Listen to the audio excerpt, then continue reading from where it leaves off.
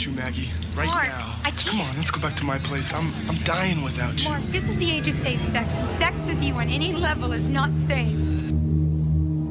Doesn't look very long. Want to run it and find out? I fell in a trash bin. I twisted my ankle while climbing a barbed wire fence, outrunning a very pissed off Toby. And now, if you'll excuse me, I have to change reels. Toby, I didn't do anything. I swear it. Now, with a little nip here and a little tuck there, I become multisexual. Nothing new about that, huh? What, are you obsessed with this bitch or what? God, I knew you didn't have any brains, but I thought you had some taste. Why don't you just cool out? Why don't you just shut your little mouth, you little slut? Hi, this is Lauren Marie Taylor from Friday the 13th Part 2 and Girls Night Out. And you're listening to The Hysteria Continues. And indeed you are. Welcome back to episode 73 of The Hysteria Continues. And not only is it episode 73, it's our 3-year anniversary. So hooray for us. Erik, yay, we're so mature. Exactly. Erik, did you ever think we'd get to 3 years? No. No. Okay. Thanks for that. How about you, Nathan? No, but I wasn't here when we first got started, so... That was true. But only, I wasn't sure. Okay. Huh? Only a couple of shows, though, wasn't it, without you? Yeah, you did. You had 2 in the beginning without me, and I was sorely missed, I think. Yes. Well, the Unholy Quartet was complete with you, Nathan. And Joseph, did you think we'd get to 3 years? I didn't think we'd make it to 3 episodes. No. Well, there you go. So now up to 73. It's actually more than 73, I think, isn't it? Because we've had all the mini-sodes and quizzes and various bits and pieces. But we've been away. We had a kind of bit of a sabbatical, I kind of guess you could call it. Not that we didn't want to record, but I think everything was clashing. And, Erik was, recovering from his operation. And you were jet-setting again. Well, yes. Well, I was that as well, and obviously the night before Easter was in full swing, wasn't it? How's it going with that? You've just wrapped, haven't you, more or less? Sort of. We have basically 3 more nights of filming, and I think we're done. Wow. Okay. And you've just put a teaser trailer up, haven't you? Your second teaser trailer. Yes. Which looks fantastic, and if people haven't checked that out, then you can probably post it to the Hysteria Continues Facebook group. Yes, I will do that. And you're going to do a full trailer? Yeah, eventually, probably like a few weeks before we actually release the movie, maybe. Okay. Well, excellent. I'd just say, if I sound any different, it's because I'm not going to go into details, but my microphone's not working, so I'm using an internal mic. So if it all sounds a bit funny, that's why. But hopefully things will be back to normal, and hopefully we're still stuck on Skype. But at the moment, fingers crossed, everything is okay. So famous last words. And before we get onto the movie, to say last night, Erik, you'll be impressed. I saw a woman pull a fish out of her vagina. Oh, cool. Yeah. That's why it smells that way. Well, I don't know if that was the case, Erik. But I went to see This Is Divine, or I Am Divine, at the local kind of art, not art house, it's kind of a independent cinema. And they had on all sorts of strange kind of cabaret acts afterwards. And one of them was a lady carried on as a mermaid, had her skirt taken off, and she had nothing on underneath, and she pulled a fish out of her front bottom and a lobster out of her back bottom. Whoa! So yes, so that was the kind of night I had, and I didn't get home till 2:30 in the morning. So I am, in time-honoured tradition, quite hungover. You'll be glad to hear nothing changes. No, but very excited to be back doing this this episode, and we're going to be covering another listener pick. One of the ones that was Joseph. We should have done our homework, or I should have done my homework. Who was it? Do you remember who chose the popcorn we're covering today? Oh boy! Well, you can look that up. Yeah, I'll look that up, and then we will dedicate this to you at the end of the episode. Yes, that's why we care about our listeners, and that's why we do our homework. But thank you, whoever it was, and we'll soon come round to that. But we've also maybe if you weren't gallivanting around Bristol till all hours of the morning, you might have had time to. Well, maybe then, but I would have missed seeing that. True. Lobster being pulled out of derriere. So, We also we're covering 1991's Popcorn a little bit later. It's our movie of the week. But we also have a quiz. Joseph is going to be doing a 90s quiz, 90s slasher quiz, which I think all three of us, I think would probably agree that it's probably not our strong points. It might be Nathan's. I'm not sure. Yeah, Nathan? I don't think it's my strong point either. Well, we shall see. There may be Ingerisms, perhaps. Possibly. Also, just a quick shout out to another podcast that I started listening to, Giallo Chow Chow, which is, as it sounds, is a new Giallo podcast by Creeperson and Erik. I can't remember his last name actually, but another Erik. Which is fantastic. It's really good, and they cover a giallo a week. Very entertaining. So if you're into the Italian cousins of the slasher movie, then that's definitely worth checking out. Did you listen to it, Erik? I had listened to the first episode. I haven't had to listen to any of the. I think there's only 4 at the moment. Was there? 5. 5 now. Is it okay? Yeah. I had listened. The Bird of the Crystal Plumage was one I listened to, and it was very, very enjoyable. Yes, he's writing some. Creeperson said he's writing some books. He's sort of spoofs, I think, of the giallo. The first one's called "The Girl with the Crystal Pubis." So I'm looking forward to seeing that. Ouch. Yes, and also he's a fan of the show as well. So that was nice to hear. So yes. Okay, right. Well, before we get on to all of that, when did we last record? It was early December, I think, was it? Wow, so it's been a long time. Shall we have a quick chat? Anything that's jumped out at us that we've watched recently that we'd like to talk about? How about you, Joseph? Well, I watched The Campground. It's an independent slasher film from a few people we know on Facebook, and Nathan and I have been talking after making a movie. It's really hard to bash people who make these low budget self-financed movies because we know the kind of work that goes into them.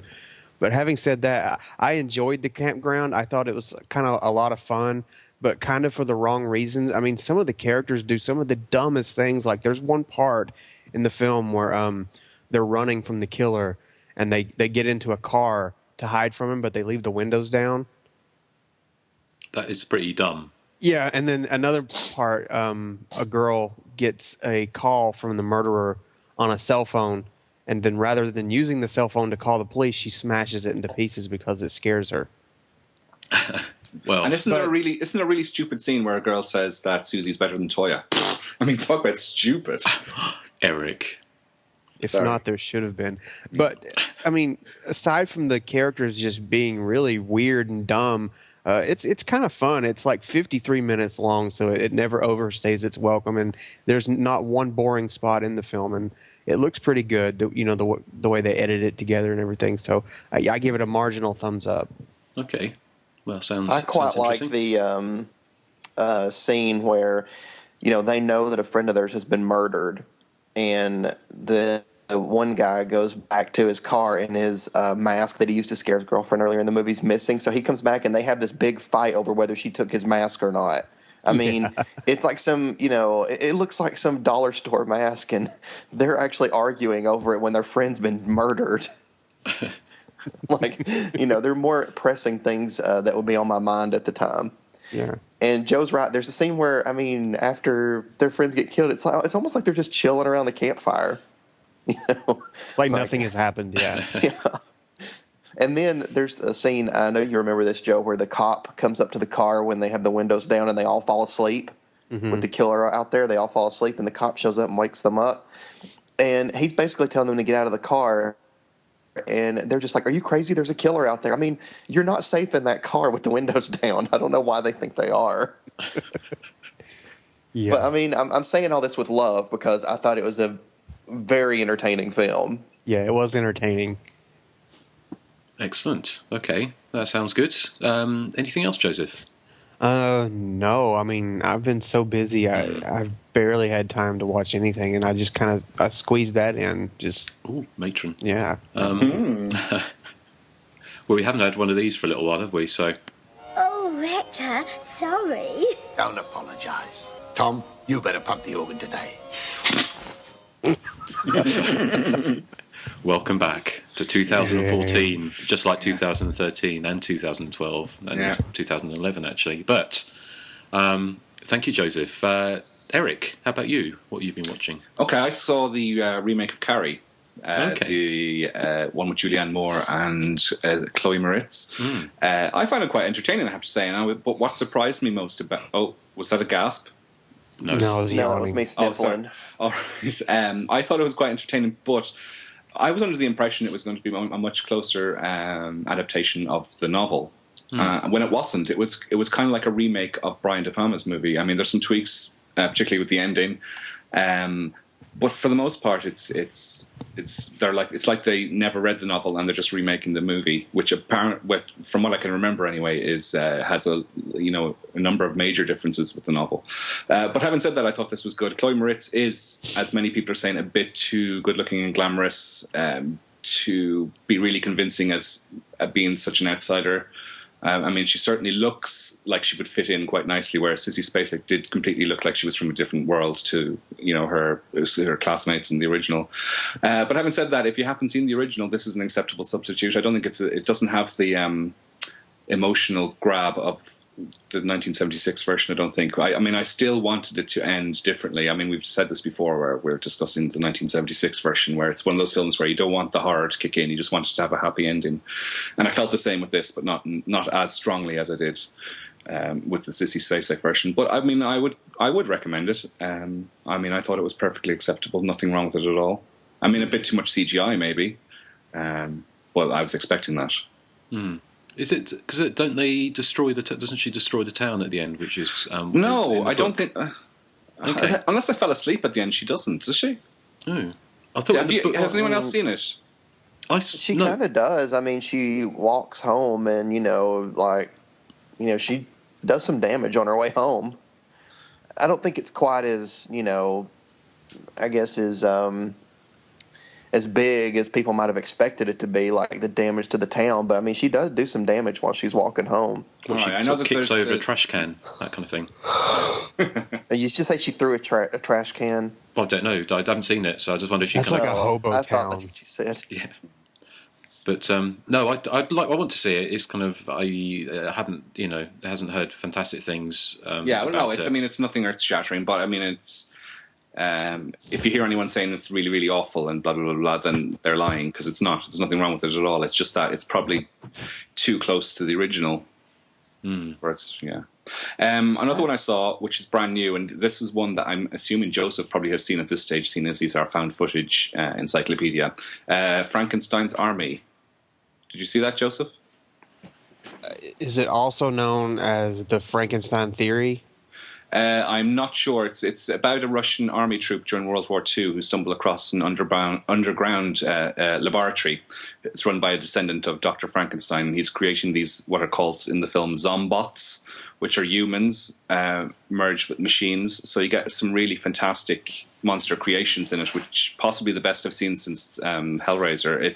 You get these humanoid creatures, and one of them has a giant airplane propeller for a head. And another one has this gas mask with a large drill bit coming out of the nose. No? No, I've not seen this. I want to now. Yeah, it's done in a found footage style, sort of shot on 8mm. And it didn't. The problem with the film is that it doesn't need to be found footage because the concept is so outlandish, and the whole idea of doing a found footage film is to make it feel realistic, make it feel real, as if this actually happened. But because the concept is so bizarre, it didn't need that. It would have been. I think it would have worked much better as just a regular narrative movie. But having said that, the monsters are incredible. There's some really fun sequences in the film, and I would recommend it. And I mean, I'm not a huge fan of the found footage genre. I know we've had Paranormal Activity and Devil's Due out this month in cinemas, but I didn't bother going to see either of them. But Frankenstein's Army, I would recommend. I'd say you'd really like it as well, Joseph. I'll check that out. Thanks for the recommendation. And the final one, well, I saw lots, but the final one I'll talk about is Sightseers. I think you mentioned this before, Justin. Yeah. I wasn't a huge fan of Kill List. I thought it was quite good. but I thought, from my perspective, it was a bit overrated. And this is from the same director, Ben Wheatley. But I have to say, I really, really loved Sightseers. It's the story of this sort of 30-something couple who go for a week's caravanning around England, but they leave behind this sort of trail of bloody murders in their wake because they're kind of intolerant of any little flaw in the people they encounter. So it's very much a comedy, and a very, very funny one at that, I thought. I mean, I wouldn't class it as a horror film at all, to be honest.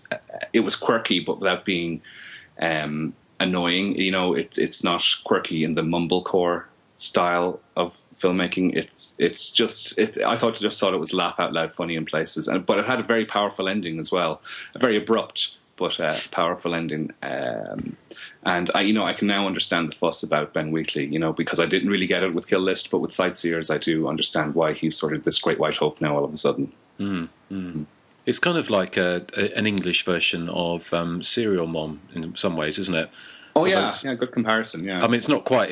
But in so much that about killing people who drop litter or don't clean up after themselves or are rude. Yeah. But it's a cross also between, like, I don't know if you've seen Nuts in May, which is the can't remember the name, the guy Mike Lee. Oh right, no. And yeah. it was the same Alison Steadman who's in Abigail's Party. Yeah, they play kind of campers who are really annoying, and so a similar type of thing, but then crossed between it with a kind of semi-slasher movie in a kind of the broadest sense, isn't it?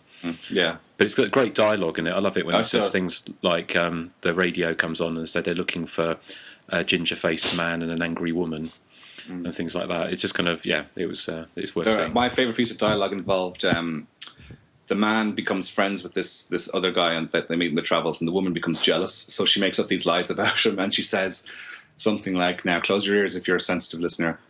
He wanted me to do a big shit in my hands and then rub it over my face and my lips like brown lipstick. Oh, Erik, that would appeal to you.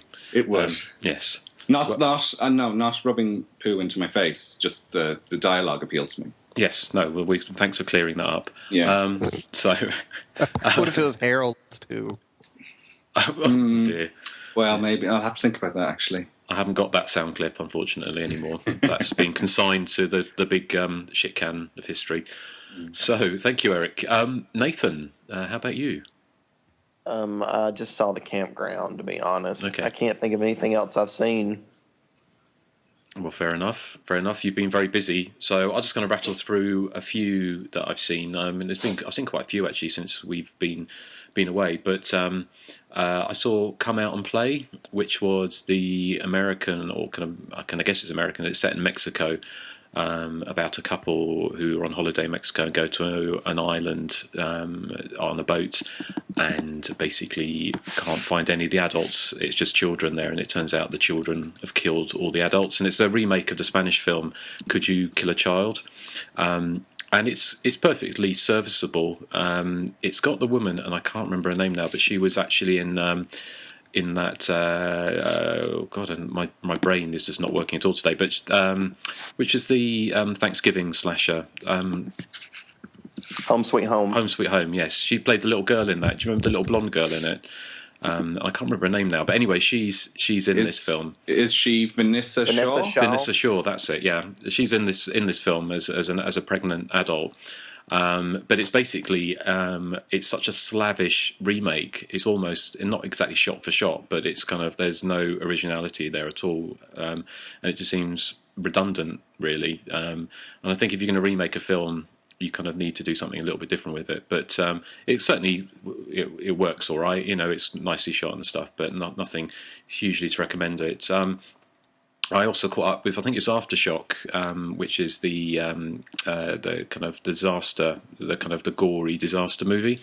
Have you seen that one? I think you saw that. No. Yes. Yeah.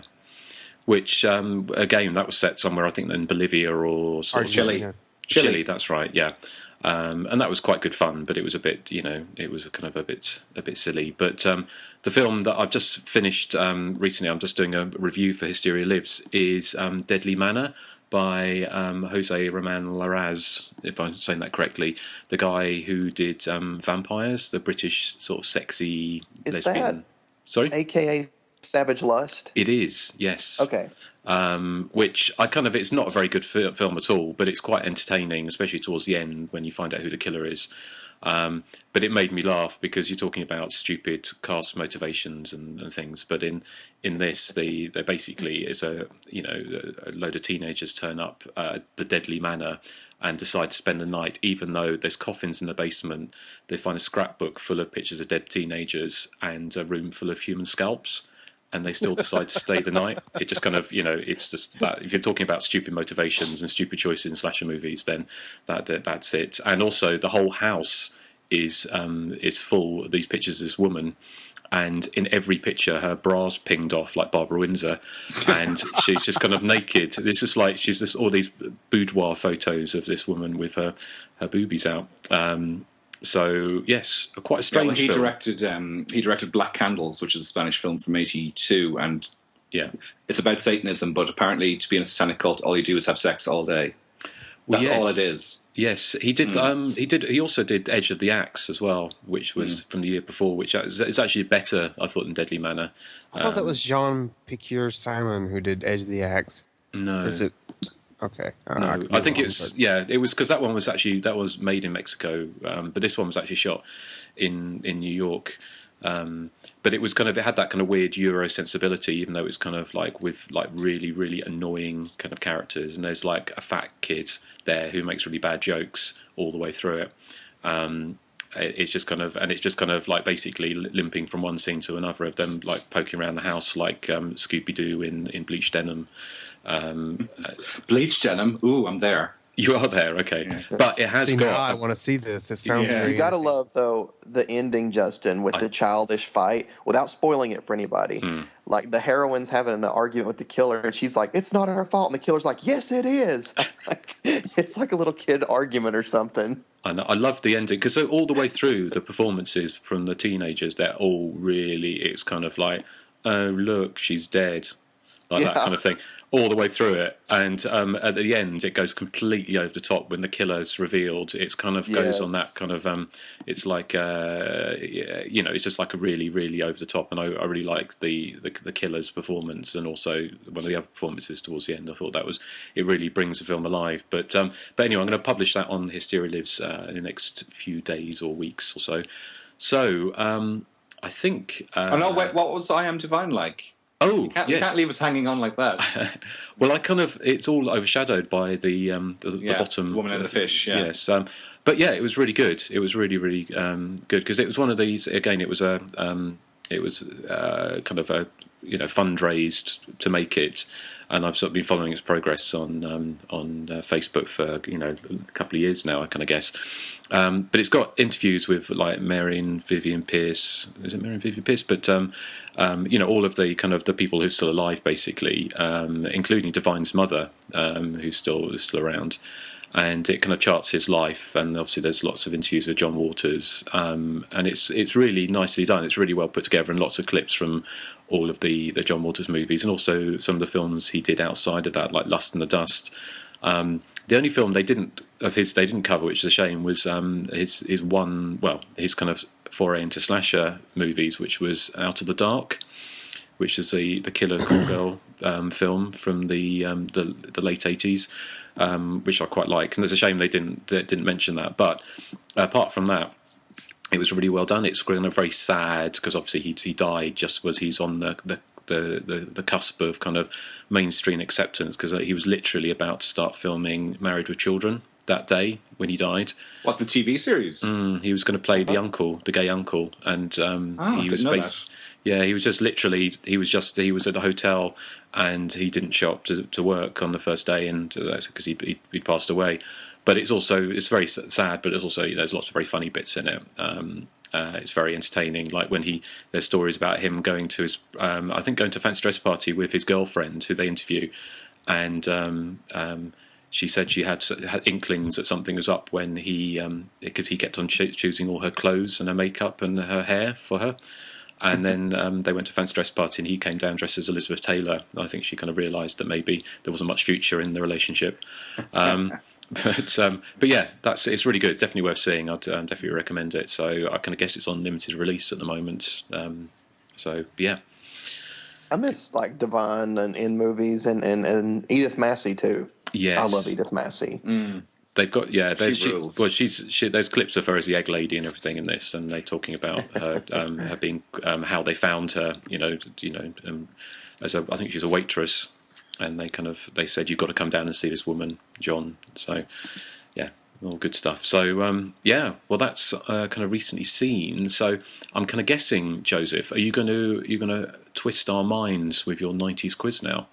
I guess we'll find out. Yes. Okay. Well, do you want to take it away?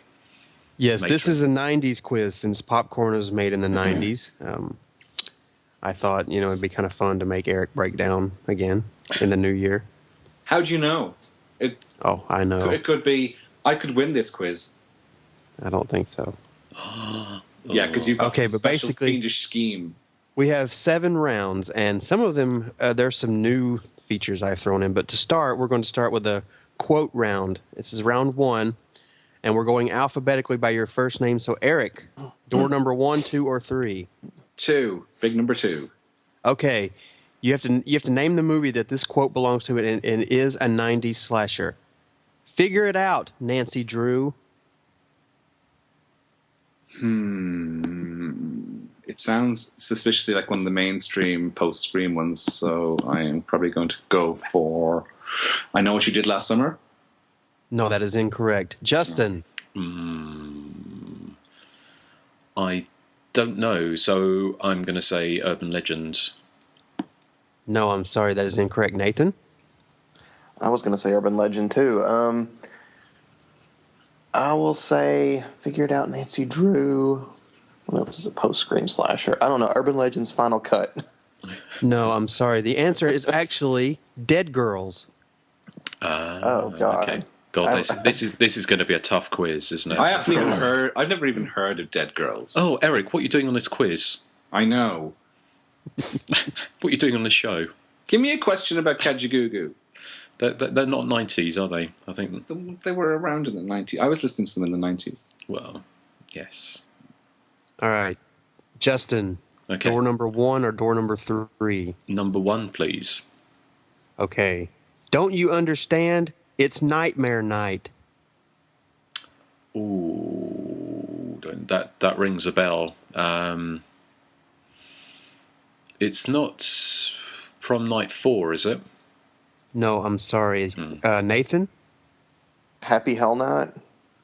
No, I'm sorry. Erik? I Know What You Did Last Summer. That's going to be your answer to everything. Yeah. It is actually Blood Moon. Okay. Oh, man. At least I've heard of that one. Yeah. Okay, Nathan, you have door number 3, and you should get this.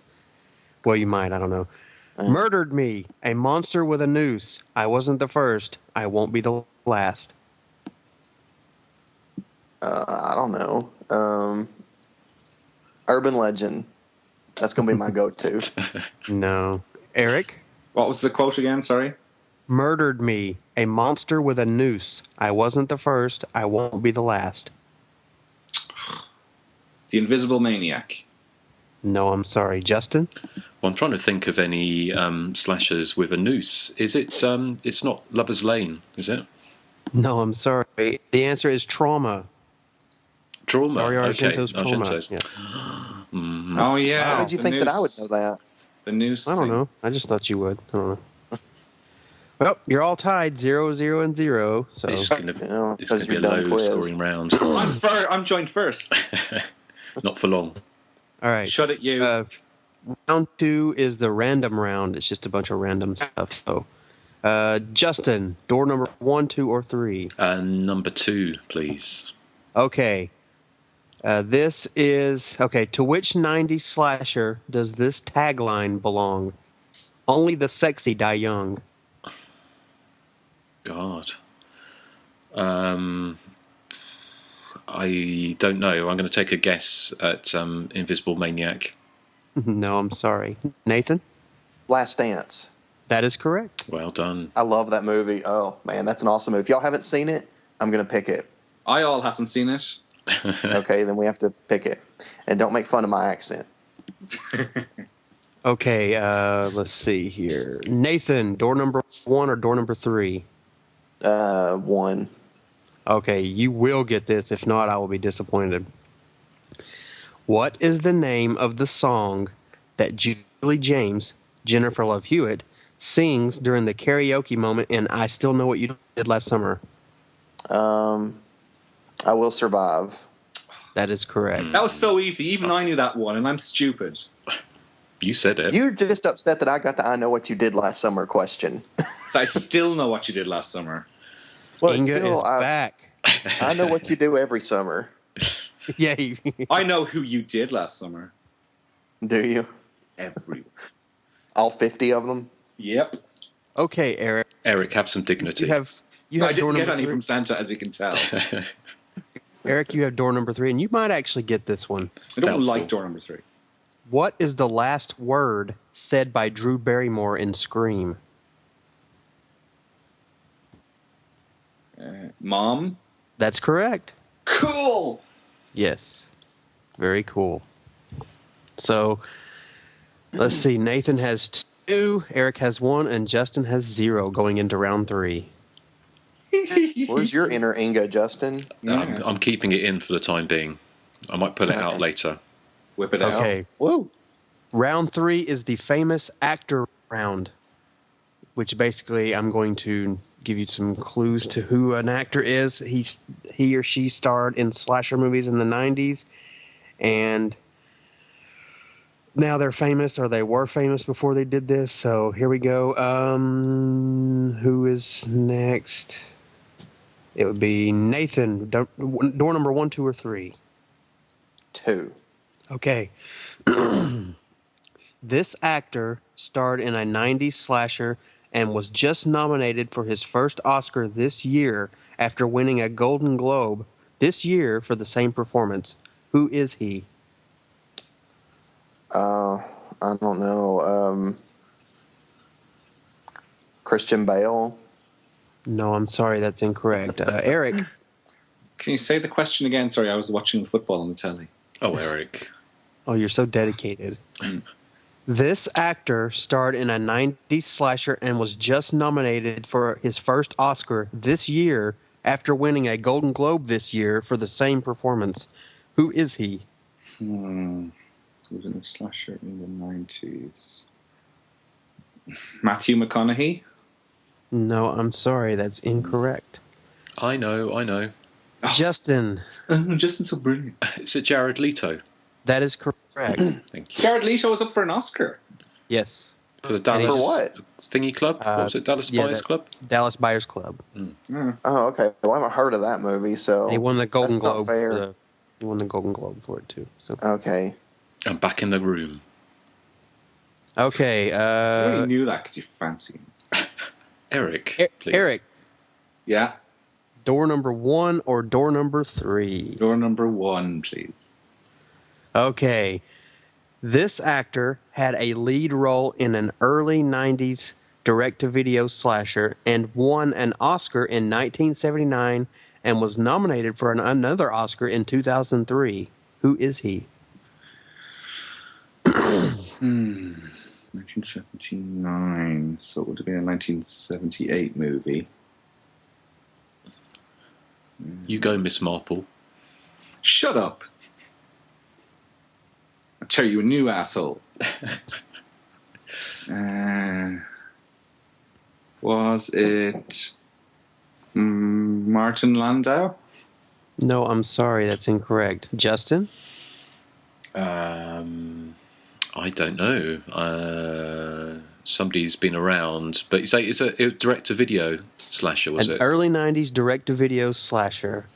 And this man won an Oscar in 1979, and he was nominated for an Oscar again in 2003.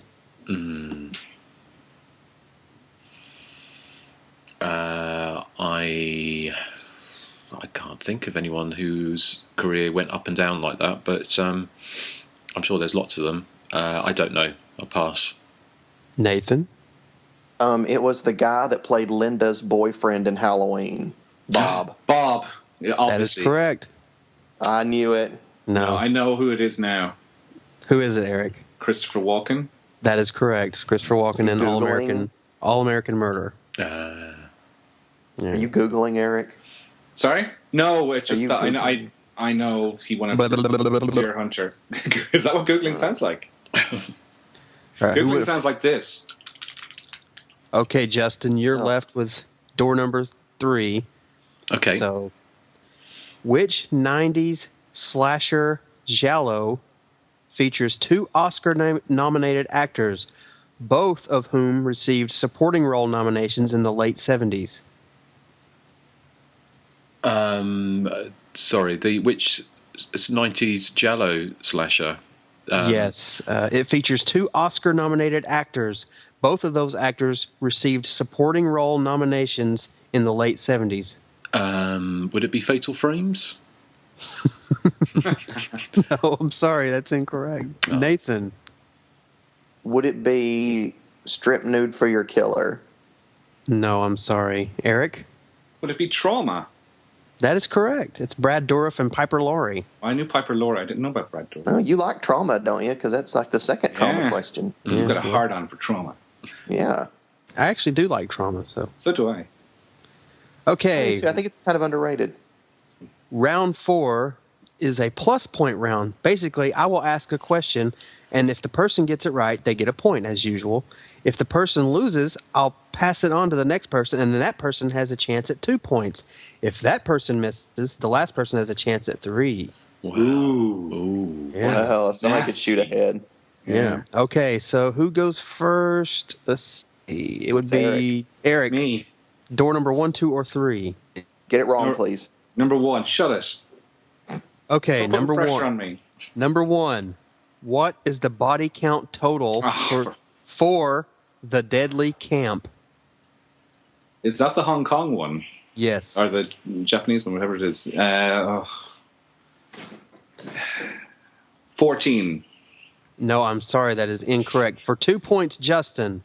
13. No, I'm sorry. For 3 points, Nathan. 18. No, you're all incorrect, but Eric was the closest. It's 15. Oh darn. Poor Erik. All right. Justin, door number 2 or door number 3? Number 2, please. Okay. What 90s slasher, directed by Ruggero Deodato, shares a name with a household appliance? Oh, easy. Oh, the washing machine. Wow. That is correct for 1 point. That was unbelievably easy. That was so easy. After that body count question. That was easier than Justin on a Saturday night. Looking for the fight of his life. All right, so Nathan, you're left with door number 3. Kim Poole is the character name in a 90s slasher starring what Brat Packer? Name the actress and the movie. Kim Poole. Okay, that's Molly Ringwald in Office Killer. That is correct. And no one got a plus point that round. No. Well, do I get 2 points for not answering both of them? No. Damn. Just as a little aside, talking about being easy on a Saturday night, I just remembered something. I went outside and asked a woman if I could bum a cigarette off her, and then I, to my horror, realised it was actually the woman who'd pulled a lobster out of her behind. So luckily she didn't pull a cigarette out of her behind. But but the most shocking thing about that is that you smoke. Okay, only when I'm drunk. Very occasionally I'll have a single cigarette when your body is a temple in terms of your veganism, and yet you'll smoke. Yeah, but very occasionally, Erik. Yeah, you're like some old one from EastEnders with a really gravelly voice and shriveled up skin. That's what you're going to end up like. Yeah, I don't look like it now, Erik, though, do I? Yeah, anyway, no, sorry. It is a good thing she didn't take the cigarette from that orifice. It is, yes, and I didn't put it between my lips. But just as a little aside, sorry, I would have forgotten otherwise, Joseph. So where are we? I guess I'm still losing, aren't I? No, actually, Nathan is in the lead with 3, and you and Erik are tied with 2. Ooh. Moving on to round 5, which is the podcast round. Because I don't listen to the podcast. So well, you should. Let's see. Justin, you go first on this one. Okay. Door number 1, 2, or 3? I'll go for 2 again. Okay. What was the episode number for Fatal Frames? Oh, God. Well, it was relatively recent, so I would say, let's say 60. No, I'm sorry, that is incorrect. Nathan? 52. Nope, sorry. Eric? What episode are we on today? 73. 73. Okay, so I'm going to go for 55. No, I'm sorry, the answer was 45. Oh. All right, so Nathan, door number 1 or door number 3? Justin already took number 2? Okay, yes. I'll take door number 1. Door number 1, okay. While Rush Week was arguably both an 80s and 90s slasher depending on its region of release, regardless, what was the episode number in which we covered it? I don't know, 59? No, I'm sorry, that's incorrect. Erik? Rush Week feels more recent than Fatal Frames, so I'm going to go for 53.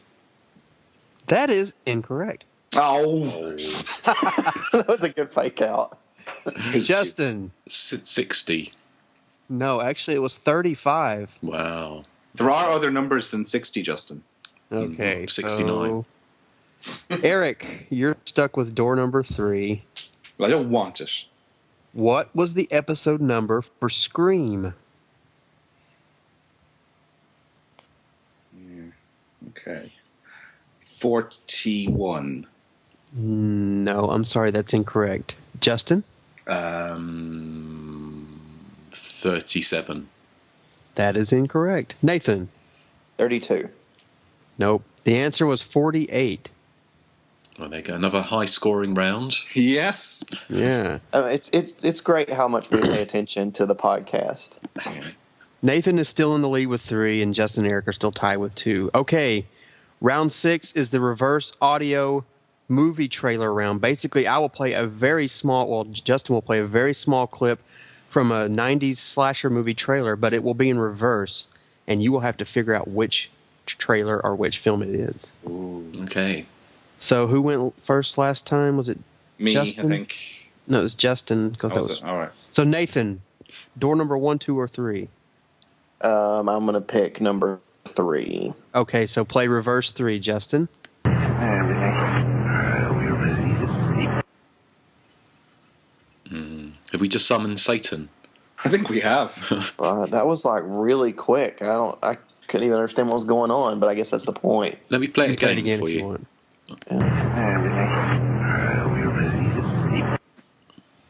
I hope you're missing the C, he said. I hope you're missing the C. So what slasher were they missing the C? Set inland, obviously. Let's see. I think I will say Scream, and they missed the C in Scream, and they called it Sream. No, I'm sorry, that's incorrect. Erik? They missed and I know what you did last summer, they missed the C and they hit the fisherman instead, so I'm going to say that. I know what you did last summer. No, I'm sorry. Justin? Is it Candyman? That is correct. Yeah. I reckon you see, he's had the clips. He was able to he's had the study clips them all week, and he's able to reverse them in... Well, no, you can tell that's Tony Todd's voice, isn't it? And it's fairly obvious to anyone who's got half an ear. Oh, my God, he's insulting myself and Nathan. I know. And well, what did I do? Beating you now, Erik, so... All right, Erik, door number 1 or door number 2? Door number 2. Okay, reverse 2, Justin. Can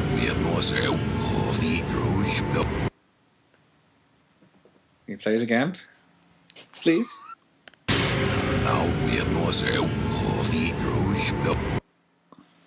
have nose shrill is some of the dialogue there. So where was the nose shrill in what movie? I'm going to guess Urban Legend. Hey, That is incorrect again. that was my guess. Justin. Well, you can guess it as well if you want. Well, it sounds like a kind of Don Fontaine or somebody, that type of... It sounds like a voiceover kind of for the trailer, so I guess it could be anything, really. I'm going to say I Know What You Did Last Summer. No, that is incorrect. Nathan? Scream. Without the C. No, that was Jason Goes to Hell, the final Friday. Okay. All right, now who was that? Was Me. Eric. So Justin, you have door reverse 1. So this is me. Okay, here we go. It sounded German. Yeah, let's try again. I have no idea. Play it one more time. Doesn't ring any bells, so it sounds like a dialogue clip rather than a voiceover.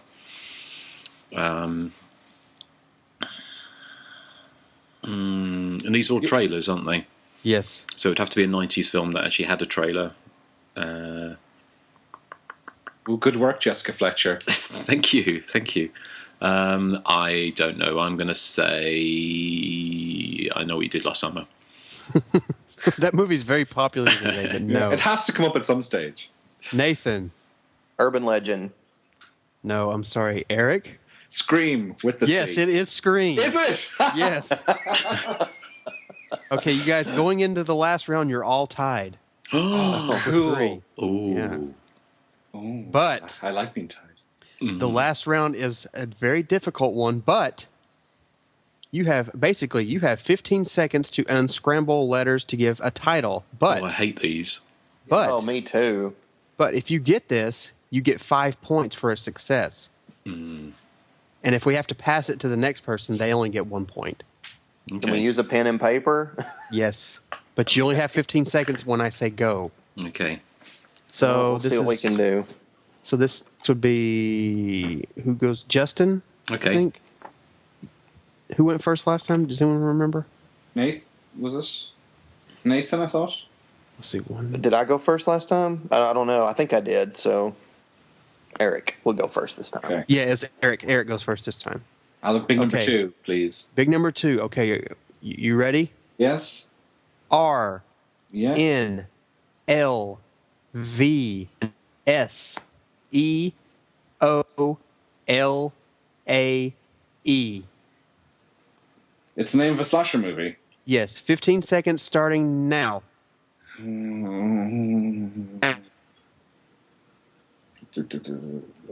Lover's Lane. Is that the name of a That is slasher movie? correct. That is Yes. correct. Cool. I got that. 5 Very points, good. Eric. I would have well got done. that. Bravo, Justin. Okay. Justin, Okay. 1 or 3. 1, please. Okay. T G N M as in Michael. W C H T E L D I O N A T I H. Was that Good all? Lord. Is there any more? That's it. Okay. You got them? I have got them. I hate these. I'm not going to get this one. 15 seconds starting now. Okay.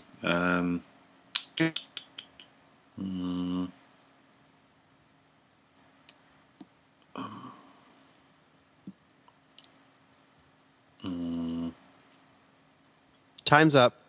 I know what you did last summer. Now I'm going to pass this on to Nathan, who has 10 seconds starting now. Night Train to Terror. No, I'm going to pass it to Eric, who has 5 seconds starting now. The washing machine? No, I'm sorry. The answer was The Clown at Midnight. Boy, that was a All long right. title. Yeah, Yeah, Eric okay, had a really Nathan. easy one. Sorry? Nathan, Eric had a really easy one. Look at the draw, baby. Nathan, Yeah. you are stuck with number 3. So, are you ready? I don't like the sound of that, but go ahead. G L H S T I H U O E E H T. Got them? Yeah. 15 seconds starting right now.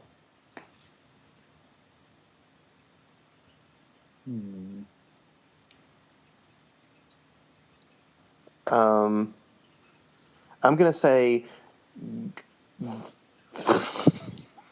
Time's up. The Ghost House. That's what I'm looking at as well. Eric, for 1 point, do you know? Okay, so it's got an L in it. So is it The Ghost Hostel? No, I'm sorry. Justin, for a point? It's not the Glass House, is it? No. No, actually, you're all kind of close. It's the Lighthouse, a.k.a. Dead of Night. All right, so Eric actually won the quiz. Oh, well What did I done, say at the Eric. start? What did I say at the start? Wow. Yeah, as they say, every dog has his day. I've had a lot of days Well- recently. Woof woof. I mean, Justin or I would have won if we would have got that Lover's Lane question, which was like Absolutely. half of the letters of the ones we've got. Yeah. Especially Exactly. Justin's got. I would never have gotten that. Somebody needs to get some dignity for Christmas next year. Having dignity. Oh. I think you should give like 5 seconds per each letter. Eric won with 8, and Justin and Nathan were tied with 3. What can I say? What can I say? What can you say? Yes. Maybe you should tell us a joke or something. Yes, I've got my new feature. And This is I think is going to send us through the stratosphere in terms of awards and things. It's my new feature called Joke of the Week. Okay. Ooh. Okay. So you all sitting down and ready for this? Yes. This I'm laying down. Does It's that going to count? cheer you up after losing the quiz. Oh, thank you. I need that. Okay, so as I didn't own a copy of today's movie Popcorn, I decided to order it off Amazon. But when the parcel arrived, I was puzzled to see that the cover of the film had 2 gentlemen dressed as policemen with their winkles hanging out. It turns out I'd accidentally ordered cop porn.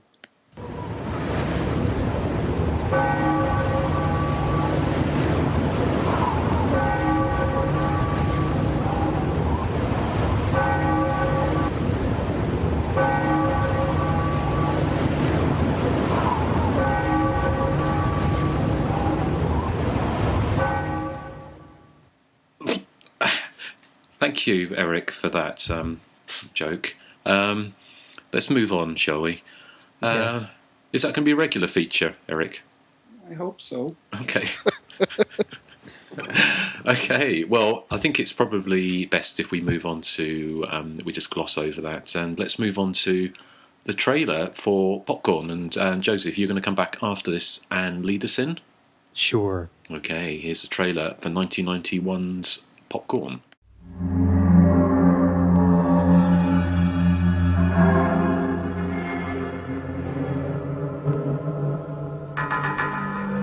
Before the horror of Halloween. Before the fear of Friday the 13th. Before the evil of A Nightmare on Elm Street. Before them all, there was...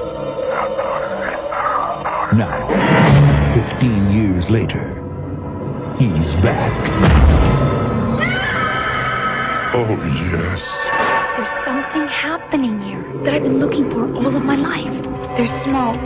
Someone takes her hand. She's running. The same man comes towards her. I'm in a dream. I remember the whole thing. Stop!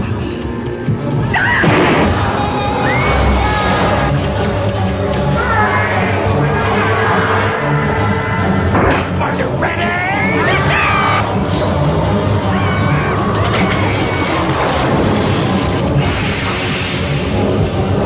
Popcorn. Buy a bag.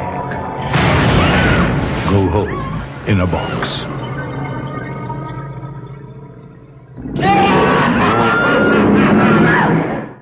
A quote-unquote Leatherface type murderer who wears other people's faces kills at an all-night horror-thon at an old theater put on by a bunch of film students. Maggie, the lead character, believes it's really Lanyard Gates, a crazed filmmaker who killed his family live on stage 15 years ago, and now he's back to kill his daughter Sarah, who is believed to really be Maggie. Popcorn is a film I always liked it, but watching it again recently, I kind of felt that it maybe tried too hard to be kind of self-referential, and some of the comedy kind of falls, pretty flat.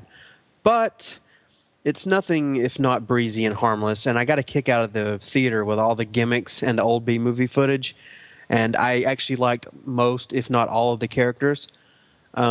Let's see, getting into some spoiler territory, I especially got a kick out of Toby, who turns out to be the face-swapping murderer. He kind of reminded me of a low-rent Jim Carrey, and his revelatory monologue is one of the longest in history, I think. Of course, Jill Schoelen is a class act and everything, so I, of course, loved her. I have a lot more to say, I'm sure, so for now, I'll just turn it over to Erik. This is the first time I'd seen Popcorn, actually.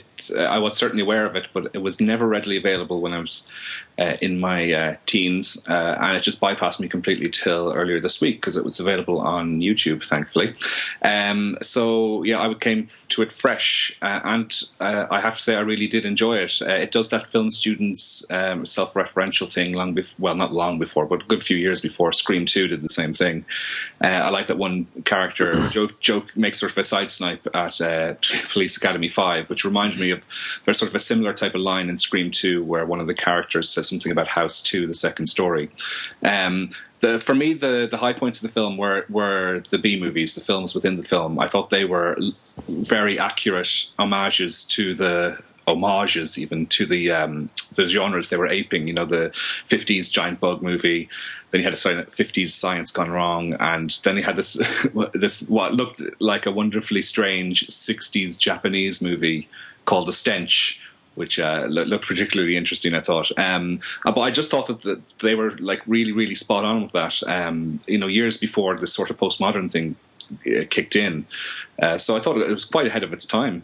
The film kind of drags a bit towards the end for me. As you say, the sort of killer's monologue is quite long-winded, and his whole on-stage performance, doing the last reel of his movie, The Possessor, live in front of an audience, does go on a bit long, I think. But overall, I do have to say I enjoy the film, and I know we'll probably be discussing this in behind the scenes, that it's coming out on Blu-ray later this year, and I think it's definitely one I would pick up. The print I was watching on YouTube, wasn't the best, and I would like to see a sort of decent copy of it. I mean, I think it does zip along quite nicely. Likeable characters, some familiar faces in there. One of my favorite scenes actually in it is this bizarre scene where the killer is disguised as Tony Roberts' character. I think it's Mr. Davis, and he's kissing a girl, and his face, the latex mask, sort of begins to stretch and break, and it looked like a scene out of the Brian Yuzna film Society. It was just such a bizarre image, and I just thought it was very visually very interesting. What I thought was kind of strange, and maybe this is indicative of the behind-the-scenes troubles we'll probably get into later, is that the film suggests early on it's going to be kind of a supernatural themed slasher. You've got the killer invading Jill Schoelen's dreams, and then there's also this weird scene where Dee Wallace, as Jill's mother, or supposed mother, travels to the cinema on her own, and she's kind of attacked by the cinema marquee, which becomes possessed. But then that supernatural element is just completely dropped for the rest of the movie. Not to say that it's not outlandish, but it doesn't have such a obvious supernatural, lean to it. But overall, I'm happy that this was, suggested to us to bring up. It's certainly a lot better than some of the 90s slashers we've had forced upon ourselves. But I did enjoy Popcorn, I have to say. So thank you. Thank you to Kelly Kenny for picking this. Yes, thank you, Kelly. Good choice. Yes, I would pretty much agree with Erik. For me, like I said, a lot of the comedy is hit or miss, but for the most part, it's a fun movie. It doesn't take itself too seriously, despite the fact that it's kind of going out of its way to drop references to other stuff and other types of movies. But it's still a fun movie. But Nathan, what do you think of Popcorn? Well, this is going to probably very, very much shock you guys. But I love Popcorn very much. Ooh. Controversial. I know. I pretty much agree with Joseph and Erik. I love all the characters in the movie. I think it's really entertaining, and I really love watching the little clips of the movies that they're watching on the big screen. And I love their gimmicks. I think that the old gimmicks were a lot of fun, so I like the incorporating them. With the mosquito. Oh, and I love that in that movie, The Mosquito, there's a guy in it named Skeeter. The dumb country guy's named Skeeter. But yeah, I think it's really entertaining. I would say if I had a complaint, to be honest, it has to do with the ending, where they're performing in front of the, audience, and he's, basically wanting to kill for real. But I was like, I would have loved it if the audience had all went home and there had been a big, long chase scene between Jill Sholin and the killer. Or I think her name is Shulin, so my bad. Shulin, sorry, yes. Jill. Oh, was it Shulin? Sorry. Shulin, yes. So I apologize for that. But, yeah, I think that what was missing for me from Popcorn is like a really awesome chase scene, because we don't really get that in the movie, and I really wish we would have, because I'm a big fan of chase scenes in slasher movies. So if there's not one, it always disappoints me. But now, you and I both agree that we like bitchy characters. What did you think of the bitchy character in Popcorn? Oh God, I love her, and I love when she tries to she's going to slap someone in what's the girl? Kelly Minter? Is that her name? Kelly Jo Minter. Kelly Jo Minter, yeah. I love she grabs her and twists her arm behind her back, and she's like, "You sorry-ass blonde bitch, get your ass out of here." I love that part. She just, slings her outside. That's pretty good. I love the scene where, and I'm horrible with the characters' names, but Toby is going to kill the girl in the nurse costume. I can't remember her name, but she starts she has her back to him, and she thinks it's someone else. And she's like, I just want to know if Toby likes me. I'm madly in love with him. And he can't bring himself to kill her. And so, he just, walks off and then comes back and has this big rage fit in front of Jill's character, because I think, it bothers him that, he might have had a chance with this girl, but if she saw the real him, then he wouldn't have. So I think that was actually a really good scene when, she would have died, but because of her love for him that she professed, she gets to live. But, overall, I'm a big fan of Popcorn. I would highly recommend it to everybody. And what a tagline. Buy a bag, go home in a box. Yes, great tagline. Yeah. Okay, Justin. Yeah, like Erik, I hadn't seen this before, so it was quite a treat to watch for the first time. Generally, I really liked it. I thought it was a lot of fun. It was interesting because it had the innocence of the characters in this film. It was a throwback to the 50s and 60s kind of schlock cinema, kind of the William Castle things in lots of ways. And one of them was the characters were very amiable, most of them, and there wasn't really, there wasn't that kind of edge that you get in kind of a lot of newer films that we always talk about, unlikable characters. The characters in this were very preppy in a good way, that they were very up and bouncy, and even these horrible things are happening, you felt there was a real a kind of camaraderie between them, which kind of made it work really well. Also, considering, which we'll come on to, the kind of checkered history, or the disastrous making of this film, it's amazing that it's as coherent as it actually is. I really liked, I'd say the short films that were made. I thought they were done really, really well. It was a lot of fun, and it kind of, that nostalgia thing kind of worked really well. It is a bit of a mess, the film. It's kind of the whole supernatural angle, which, like I say, doesn't go anywhere, and it doesn't really make any sense. It kind of really hints at a really kind of, the film, the troubled production history. I thought it was kind of, riffing off things like Nightmare on Elm Street. It's starting to do that with the, with Jill's dreams and things like that, and sort of flashbacks. It also reminded me, an obscure reference, I kind of guess, is like Pete Walker's The Flesh and Blood Show, because that was the one with the set at a theatre at the end of a pier, where a kind of a guy in, like monk's robes types, like an old actor, who was a bit like the would-be villain in this, was killing them off in a theatre, and it was that kind of reminded. I wonder if that was a kind of nod to that. I really like to say that kind of freak out 60s kind of weirdness, and it kind of brought to mind, I think it's Cigarette Burns, the John Carpenter Masters of Horror episode, of that kind of evil within a film, although it didn't really explore that, but thought that was good. I thought Tom Villard as Toby was quite extraordinary. His performance was really good. I thought he actually kind of helped make the movie. I thought. Dee Wallace was kind of a bit wasted in this, I thought. You know, not only did she have the worst hairdo since the last Toya video, but she just was. She's in it for the first, you know, sort of 20 minutes, then vanishes for pretty much the whole movie, and then turns up in the final reel. Which is a shame, really, because she was kind of. It would have been. I would have liked to have seen her more in it because she's such a likable actress. But overall, I had a lot of fun with it. You know, I thought it was clever, it was inventive and playful. So yeah, I'm glad I had the opportunity to catch up with it. Mm-hmm. Yeah, I'd seen it like 3 or 4 times before recording the episode, and I think I liked it a lot more, you know, back in the day than I did recently. Maybe I might have been a little just kind of sleepy when I watched it. It doesn't hold as a big a spot, you know, in my memory. It's my memory, but yeah, overall, fun film. Now, Eric and Justin, did you guess the killer right?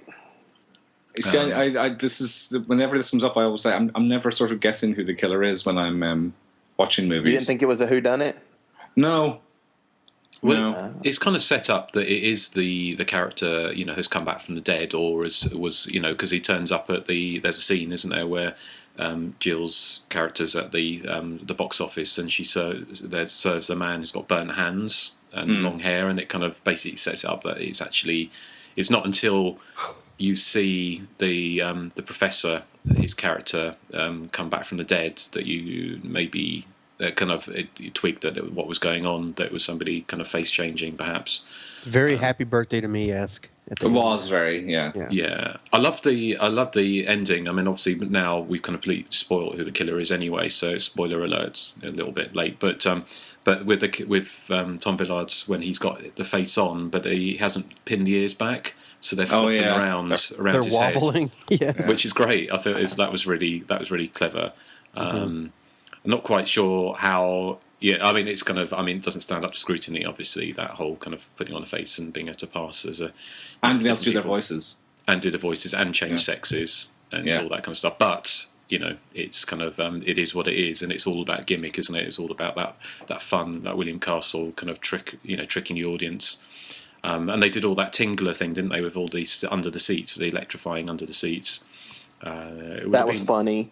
That was funny, and it'd be great to actually, you know, I'd love to have actually been in the audience, you know, to actually go to an all-night film festival where they actually did all that kind of Emergo and the Tingler stuff. I mean, that would be, you know, really good fun. I mean, I had to say some of that last night with the front bottom back bottom kind of combo, but that wasn't quite what I had in mind. But yeah, no, it was good fun. Yeah, and I've never been to a cinema with a festival screening where they've broken up the films with reggae band on stage. And like the reason the reggae band go on stage is because the power has been cut. So what's feeding the power to their amplifiers and microphones? Exactly. Yes, they're battery operated. Oh right. Yeah. Yeah, that bit was unusual. Even before I looked into the background of the film, I was like, there's an awful lot of reggae music in this film for something that was made in the early 90s, whereas normally they'd go for kind of pop, you know, or maybe something a bit rockier, like soft metal, and this had reggae in it, and I thought it was quite unusual and stood out a bit, but when you look into the background, it sort of makes sense. But it was the 90s, so maybe they were all fans of UB40 or something. I don't know, yeah. Red wine. Oh, please stop. Yes, don't do that, please. I can't stand UB40. You want to do a little background, or you still have a few things to say about it, or? We could do some background and talk a bit. We could talk more about movies and do the backgrounds. Yeah. I mean, did you have anything, Joseph? Yeah, I have a little bit. Of course, you know, Jill Schulen was sort of an late 80s, early 90s kind of scream queen. She did this, Cutting Class, Stepfather 2, and I'm sure she did something else. I can't think off the top of my head. Stepfather 1 is her, isn't it? Yeah, Stepfather 1. I'm sorry. Yeah, that's right. Let's see. Popcorn was filmed entirely, and this will probably answer your reggae question, Eric. Was filmed entirely in Kingston, Jamaica, which is a kind of a reggae region. Yeah. Alan Ormsby was originally the film's director, but Ormsby was replaced by Porky's actor Mark Harrier a few weeks into filming. The original lead, Amy O'Neill, was replaced by Schulen at this time as well. Popcorn was pretty much a box office dud, but after being initially released on home video in June of 91, Variety reported in 93 that home video sales equaled to about $2,043,000, which is not bad for 91 VHS sales. So Elite Entertainment released a DVD edition of Popcorn in 2001.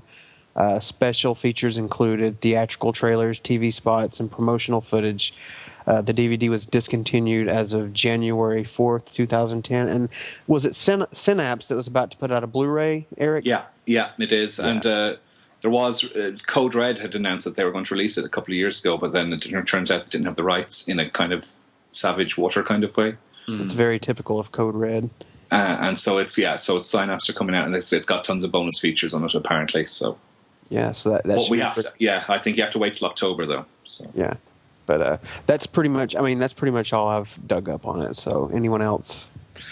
Okay, well, I have the reason it was filmed in Kingston, Jamaica, is that Century Films was one of the main financial backers of the film, and that's where they were based from. So I'm assuming that's why they decided to film there, because the film's not set in Jamaica, so there's no real reason to go out there unless there was some kind of tax incentives.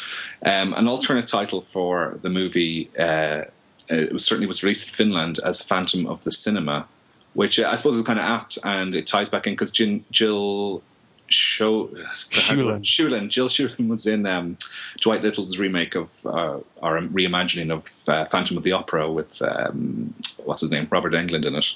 And I forgot to mention she was in When a Stranger Calls Back. So she was quite the screen queen in her day. Yes, of course. One of the most recognizable faces in the film when he comes on screen for his brief cameo is Ray Walston. Yes. I can't remember the character's name, but of course you'd all know him as the title character from My Favorite Martian. I saw a picture on the internet somewhere, I can't remember what site, but it was showed that the revised final draft script had a date of October 1989. Now, I don't know if that was when they were shooting. It was filmed in 1989. Was it? Okay, so it is. It's not like Rush Week. It's one of those ones that sort of is 80s and 90s at the same time. Yeah. Bob Clark, he was originally supposed to be the creative supervisor of the film, but he ended up directing small portions in that interim period between Alan Ormsby leaving the production and Mark Herrier taking over. So there's actually 3 directors on the film, which again makes it even more astonishing that the film is so coherent, as Justin was saying. Of course, Clark and Ormsby had teamed up for 3 of the horror classics from the 70s, Death Dream, Children Shouldn't Play with Dead Things, and Deranged. I still haven't seen Children Shouldn't Play with Dead Things, though. Oh, God. Is it good? It's awful. Oh, is it? I love it. What are you talking about? It's terrible. Justin, have you seen it? Yes, but not for a long, long time. I think if you're expecting a Dawn of the Dead or a zombie Flesh Eaters or something like that, you'd be very disappointed. It's not.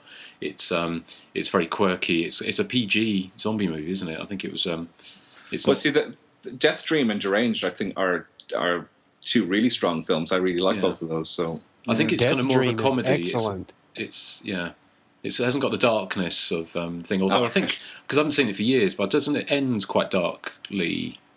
When I think, but I can't remember anyway. So, yeah.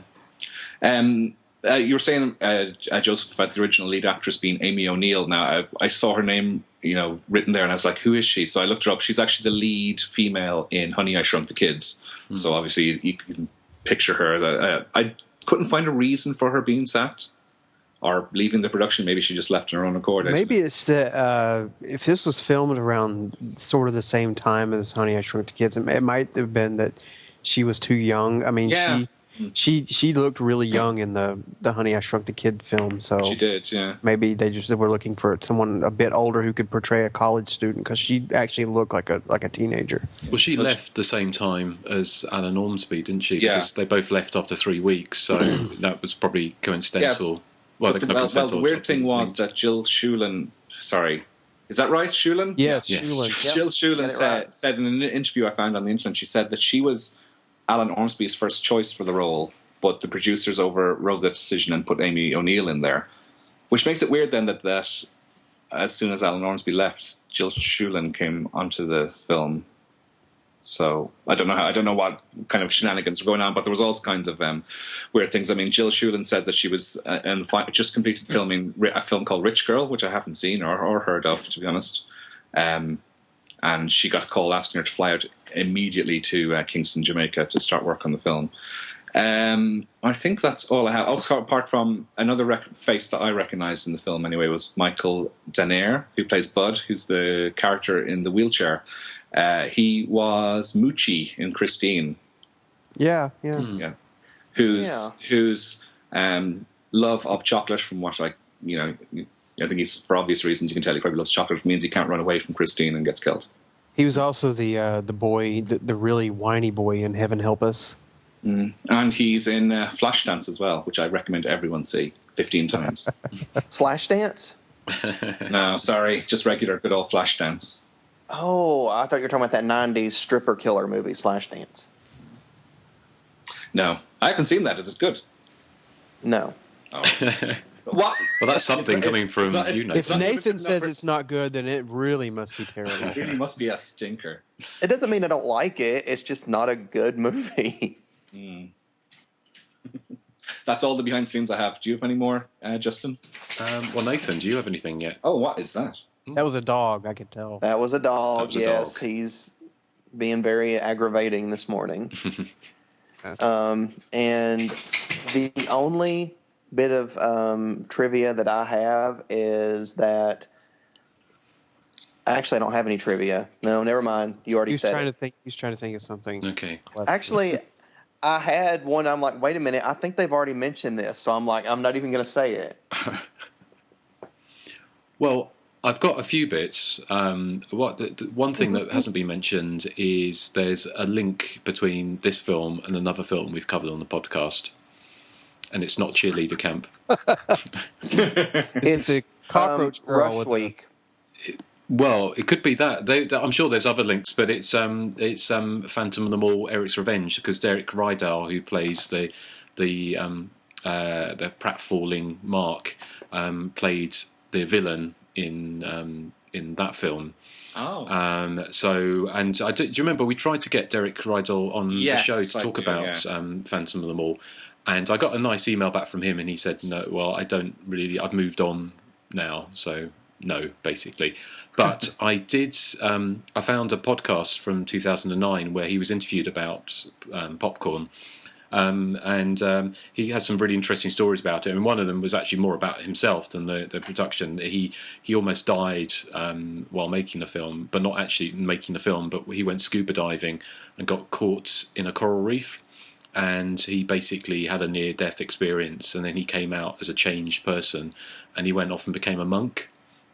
But then he decided that wasn't for him, so he came back to movie making. He wrote some very successful books about movie making, but he, for whatever reason, he seemed very affectionate about the film, but Popcorn. But he declined to be interviewed for our podcast, so I think he's in a different place now. But that was him. A few other people.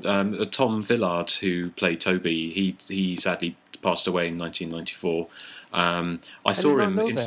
Sorry, I didn't know that. Yeah, he died. He died of AIDS in '94. But coincidentally, I actually saw bizarrely a film that I wouldn't have normally chosen to see. Was My Girl with Macaulay Culkin.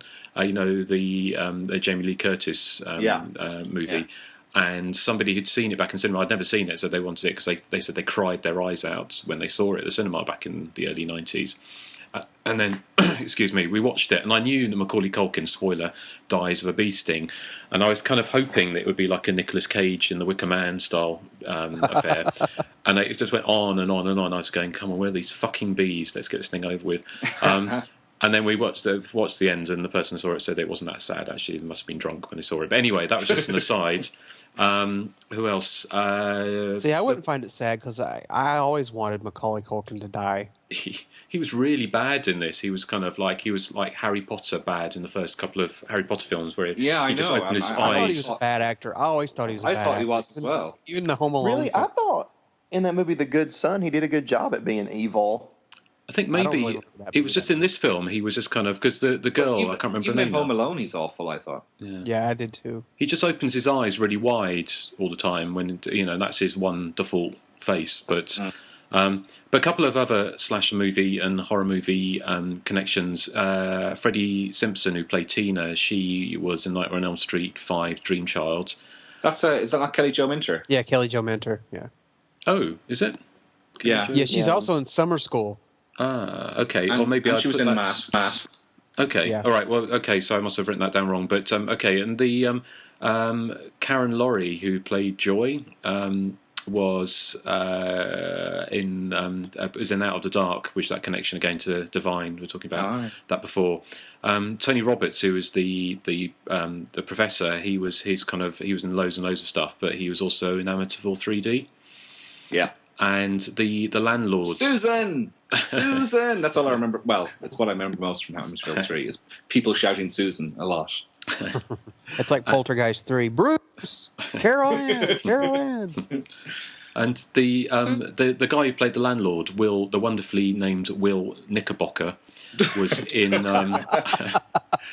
Island Claws with John Fury from Friday the 13th Part 2, which I saw over a couple of summers ago with the giant crab movie. So that was good fun. And the last thing just on that was I presume it was Alan Ormsby's son, Ethan Ormsby, played the two-headed guy in the audience. Yeah. And he was a special effects guru who actually, he also passed away in 2008.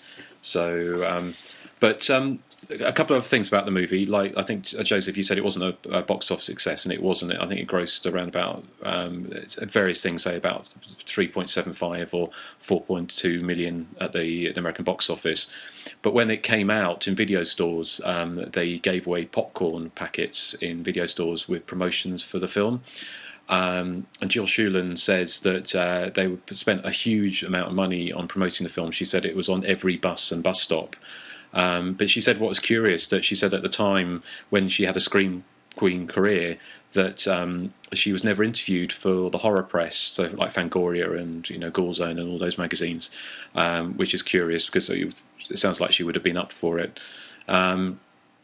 You're sort of saying about obviously filming in Jamaica. It's very very obvious actually when you're looking at it, isn't it? Because there's kind of when they have the Californian Institute and it looks very tropical, doesn't it?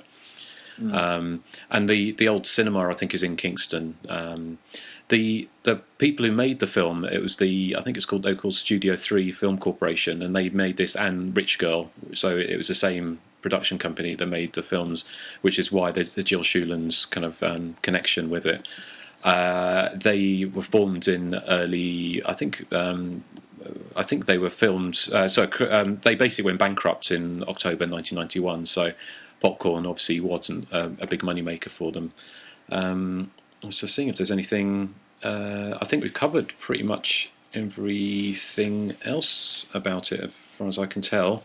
On IMDb, the last thing I just sort of the whole supernatural subplot, and nobody's really got to the bottom of what this kind of cutting of the supernatural aspect out of it, and it makes sense that that something was cut out of it. And there's all this stuff about popcorn. It was linked to some kind of supernatural aspect, and someone's written on the IMDb, and obviously that's kind of doesn't necessarily mean it's true, but they said originally the script was to have the trapped soul of the girl's aunt, the one that set fire to the original theatre, trapped in the old popcorn machine that you see them set up, the one they got from Collector. Throughout the film, different characters see the ghosts, and the main starlet goes to the popcorn machine for help just before confronting the villain at the end.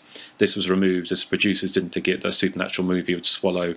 Would be swallowed by the target audience. Whether or not that's true, it sounds a bit daft because I don't think there wasn't any aunt in it, was there? Wasn't it? You got the impression that Dee Wallace's character was the one that set. Yeah.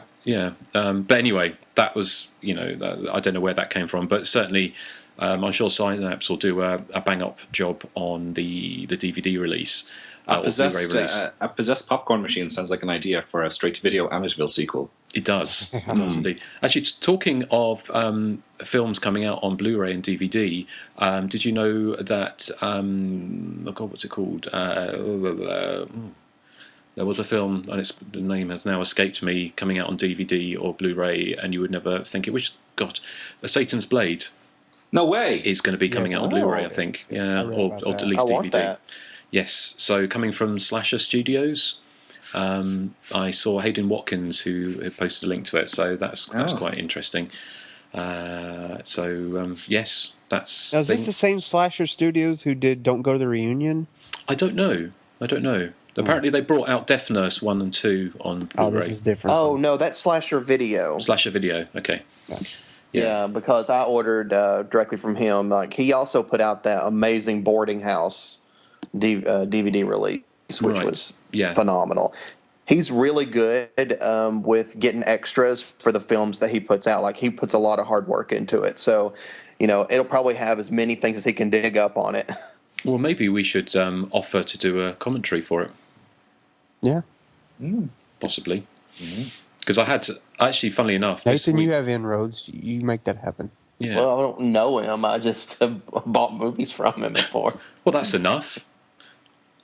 But that's enough. I think I had a email from, I think, the director's daughter, or his wife, maybe, this week, saying that that she was very up. Well, I had the same surname as the director, saying that my review kind of upset her on Hysteria Lives. But not the review itself, but the fact that I said that it was a rip-off of Friday the 13th, and she said it was made before Friday the 13th. So there you go. So I'm going to write back to her and find out a bit more information, and if I get anything, I'll feed back to you good people. So, is anything else we want to say about popcorn? I think we've run the gamut. I think we have, haven't we? Yeah. Can I just ask one thing? Did I miss something? Or who is the woman on the altar at the very end on stage? You've got Dee Wallace encased in plaster or something, holding a gun. Yeah. You got Jill Sholin in a dress, and then there's somebody on an altar. Shulin. That was Shulin, sorry. Who was the girl on the altar then? Lying down, who he stabs. Well, wasn't that in the film? The film within a film? Yeah, but he was reenacting it as well, wasn't he? Yeah. I don't know. I thought that might have been a plot hole from the production in problems that were going on behind the scenes. But I was confused as to who was actually lying, because he turns his back to Jill Shulin and then stabs. It's Sholin. Yes. Well, I don't know, but I don't know. Okay. Well, maybe if you're listening to this and you are an aficionado of popcorn, maybe you can write in and tell us what that was or who that was. Which of the three films within the film would you most like to see made? The Mosquito. Yeah. Mosquito looks fun. I think the stench would be fun. Just the stench. The stench. See what kind of smells they would put out in the theater. Yeah. The one thing I was kind of, I'm surprised that the theme song wasn't popcorn, like it was in a yeah. Maybe they couldn't get the rights to it. Yeah. It was kind of, in some ways, Shriek of the Mutilated got the rights to it, and they couldn't. What? It's that song is in Shriek of the Mutilated. Yes, it is. Yeah. God. But it's I think it's not funny, but it's kind of quite late to the game, isn't it? The whole murders in the cinema. In so much you had obviously Demons and Anguish, a kind of House You're Alone. Yeah. Yeah, and there was also the other film, wasn't there, Matinee, that was out around about the same time, which had a kind of similar concept. Yeah. John Goodman, but yes, okay. Right. Well, I think, it's surprising, isn't it? Well, not surprising. It's good that it's actually, after having a break, Skype seems to be behaving itself, isn't it? Mm-hmm. So we're not getting any of this. It's going to be a classic. Love it. Yes. So remixed. Yes, Nathan, that was remix album. Sorry, the remix album. Nathan, the remix album. Yes. Well, I shouldn't speak too soon, but shall we? Talking about people contacting the show, I'll play you the how to get in touch with the show coming up now. Be sure to search for and like us on Facebook. Follow us on Twitter at THC_podcast. Our voicemail is 858-233-9281. And you can email us directly at the.hysteria.continues@gmail.com. Okay, right. And we did put out a call for feedback, didn't we? Did we get any? We have a few. We have a few. Okay, who would like to go first? Eric, you go. Okay, I'll go first because I think we don't need to answer this question that Declan Gallagher has emailed us with. I've waited as long as I possibly could to ask. I simply cannot wait any longer. When will you guys be releasing a new episode? Well, now. A month is simply too long to go without one. I've checked every Sunday, vainly hoping that there might be a new one, and now I fear I may go mad in your absence. In all seriousness, though, I know you all have lives outside of the podcasting realm and do so appreciate what you do put out. Please don't construe any remarks to be complaints. I'm simply a huge fan. All the best to you all, Declan Gallagher. Oh, thank you, Declan. Well, Declan, yes, we're back on schedule, I think, now, after our Christmas break. I think. Are we? Are we? Yes, I think we are. Yeah. Well, hopefully we will be. We'll be talking about what's coming up on the podcast, the next one, fairly shortly, won't we? Yes. You have a voicemail, I think. Okay, shall I play the voicemail now? Yeah, because the nature of my feedback kind of ties into the next episode, so go ahead and play the voicemail. Okay, here we go. Hey, I just wanted to say congratulations on your 3rd anniversary. This is Steve from Louisville, Kentucky. I've been a big-time listener for the last number of episodes for at least a couple years. One my wife wants to suggest to you guys is Terror on Tour. She's a big fan of that movie. I don't know why, but she is. But keep up the good work. Bye. Oh, thank you. Thank you, Steve. Steve, I agree with your wife. I have not seen Terror on Tour, so... Oh, my God. Can somebody rationally tell... Is it bad? Is it? Oh, my God. Is it so bad it's good? It's bad. I think it's entertaining. It is entertaining. The Johnny Krug just covered it on Kruger Nation, one of the last couple of shows. Mm-hmm. It's basically, if you can imagine, a very low rent Kiss ripoff, killing groupies.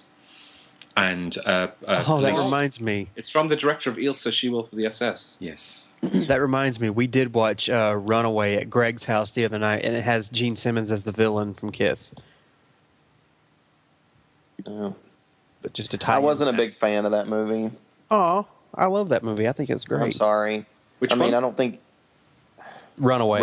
All right. Tom Selleck and Gene Simmons. Oh, I like that movie, yeah. I think it's great. Think it's a bad... I don't know if I necessarily thought it was a bad movie. I didn't think it was a bad movie, but God, it just kept going on and on and on, and I wanted it to be over. I thought it was. I guess that didn't sound good for me. What I really like about Terror on Tour... too, you know. Oh, you do? Yeah. Well, go ahead and read it then. Are you surprised? Yes. All right. This is from Brandon Miller. He says, "Hi, Nathan. I've had a really slow week at work and wound up listening to a bunch of back episodes of the podcast.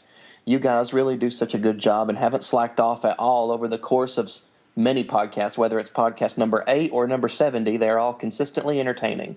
Please keep up the good work. I'm not sure how many listeners you have, but I feel like you guys should go into episode 500 and still have new interesting things to say. Listening really makes my shitty job or hour drive, my bad, to school seem to fly by." So, thank you, Brandon. Yeah, thank you, Brendan. Thank you. So, do we have any more? Yes. Do you have any, Justin? I don't. I'm just having a quick look. Actually, I'm just looking at the Hysteria Continues board because I know we did say. I'm just going to see if we've got any feedback on there. I don't think we have recently. So. I did say. Oh, hold on. Let's have a look.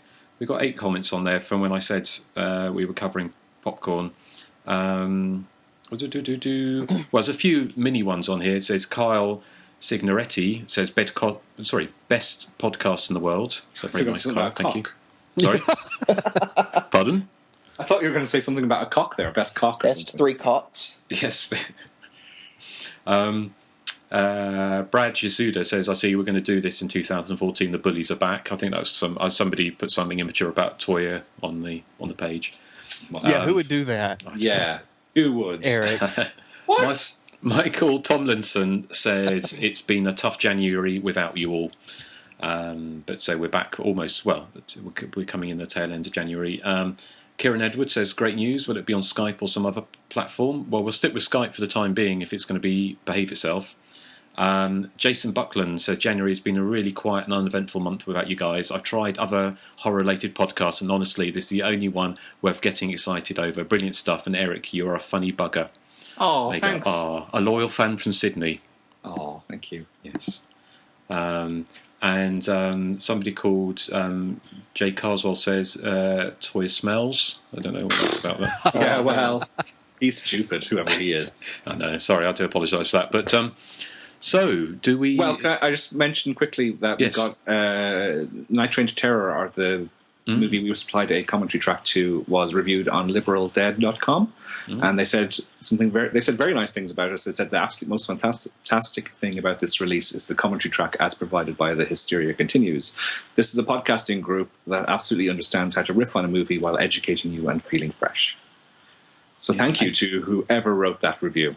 I think on that note, we had announced it on the Facebook page, but I don't think we had announced it on the podcast, but we are going to be doing another commentary track for those guys, and it's for graduation day. Yes, and very much looking forward to that. That's going to be great. Yes. Any idea when we're going to be doing that?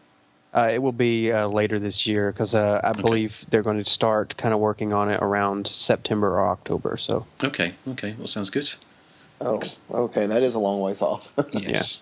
Well, we might be doing some other bits and pieces before then. But so, do we have anything else? Yes, this is from another Brandon, and he says, I recently watched Unhinged with a group of friends, and we all thought it was pretty amusing and fun. I then did what I always do after seeing a slasher film I've never seen before. I went to Hysteria Lives to read the review. I was surprised by how negative Justin's review was. I know that he often says on the podcast that he likes some of the films more now than he did years ago when he wrote the reviews for the site. So I'm curious, Justin, has your opinion of Unhinged changed, and what do the other three think of the film? I'm going to go out on a limb and guess that Nathan loves it. Thanks for such an entertaining podcast, Brandon. Well, Nathan, do you want to let the cat out of the bag? Yes, we are covering Unhinged in our next episode, which I'm very excited about, and I know all you guys are going to love it as much as I do. And we will have Johnny Krug on the show as well. Yay! Yes, and that's another listener pick, isn't it? Yes. Who was it? Johnny Krug. No. Did he pick it? Yes, he picked it. Oh, I see. Right. Okay. Okay. He also picked. He also pledged to be on the show, and he picked it. So excellent. Okay. Well, just to answer your question, Brandon, I haven't seen Unhinged since I wrote that review. I haven't rewatched it, so I have no idea what I'm going to think about it this time. But and I've never seen it full stop, believe it or not. So I don't know what I think of it. Okay. Yes. So I will. Who knows? We'll come back. I'll watch it with an open mind. But and an open bottle of wine, probably. Yes. Well, that's just and a cigarette. A given, and a cigarette. Yes, and a fish. And a fish. Ew. Live fish. But yeah. So yay! Our first episode of 2014. Yay! Yay! Yes. Well, hopefully we're going to be back on to some kind of 2-week thingy now, aren't we? Yeah. Schedule. Yeah. I just want to say, I was inquiring there. I have popcorn on my iPad here in the background, and I have worked out what is going on with the altar there. You're quite right, Justin. The woman on the altar is in the film, and he has a prop woman on an altar. She's just got a skull as a head and a dress, so it's not actually a real woman on the altar in the cinema. Okay. So you should pay attention next time. I was getting... Yeah, I know. I should. So don't write in and tell us, because Eric's actually I've worked it out. Properly. Yeah. Yeah. Before we sign out, I would just like to have a big congratulations to Justin and Nathan for winning the quiz. For what? For the 90s quiz. For winning losing? No, for winning. They won. They didn't win it. I won it. No, they did. They won. You lost. No, I won it by about 4 points. No, but the new rules, Eric. Did you get the memo? No new rules. Didn't you get Yes, the the new rules is if you tie, you win. No, you win by 5 points. If you tie, you smell. You need to learn your math. Oh, Eric. Obviously, you didn't get any dignity either for Christmas, Justin. I didn't need to. I've got a lifetime supply. Ooh, yeah. That's why you start hanging around with people who pull fishes out of their vaginas. Oh God. I wasn't hanging around. Well, I was actually, but anyway, hopefully next time we do a podcast, I won't be hungover. But yeah, right. It's not very likely, is it? First time for everything. Yes, the first time for everything. Is there anything else we wanted to say? I still can't believe we got to 3 years because most podcasts don't, do they? I don't love popcorn. You don't love popcorn? Not the movie. I'm talking about the actual food. I'm not a popcorn fan. Oh, I have to have popcorn when I go to the movies. I'm sorry, in case Justin Eric doesn't know what I meant by that. I meant to the cinema. Because I think that's what you call movies. No, well, we understood what you meant. Yes. Yes. Oh, okay. Do you like? Do you have salty or sweet? You talking to me? Well, I don't know. All of you. When I go to the movies, I usually get like candy or like a Reese's cup or like a M&Ms and like a Dr. Pepper or something. I don't like popcorn because like all the kernels like get stuck in your teeth and Well, that's why I carry dental floss with me. Do you? Do you floss in the cinema? I have cinnamon waxed dental floss, but I don't want to carry it with me. So. See, I have to. It's great for when you get any food stuck in your teeth. I don't want to be flossing during the movie. So no, nobody does. Oh. What about you, Eric? Do you like the sweet ones or you prefer salty stuff? I'm not a popcorn fan, really. I'd like to tolerate it, but I think it's a bit boring. Okay. Yeah, I can tolerate it, but I can't like sit there and like eat it over and over. I can have like a few bites. That's why you soak it in butter, Eric, to not make it boring. I do. I like it soaked in butter, in fairness. I like to soak it in butter. This is very scintillating, by the way. It is. I bet it's actually making me hungry. People are self-harming. I'm very hungry. Yeah, I'm going to go get some breakfast somewhere. Yes. Okay. Well, yeah, we'll be back next time. So I think we're going to play out with something, aren't we? What are you going to play out with, Joseph? This is the I Love, I don't know what it's called. It's the rap horror film song. It's over the end credits of Popcorn. Okay, right, we'll play out with that. So thank you very much for joining us in 2014 for our 73rd episode. And we will return. And Eric will be unhinged. Ooh, as usual. Yes, as usual. Okay, right.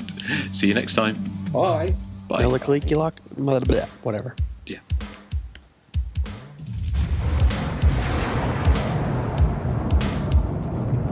Right. Simpsons? Yeah.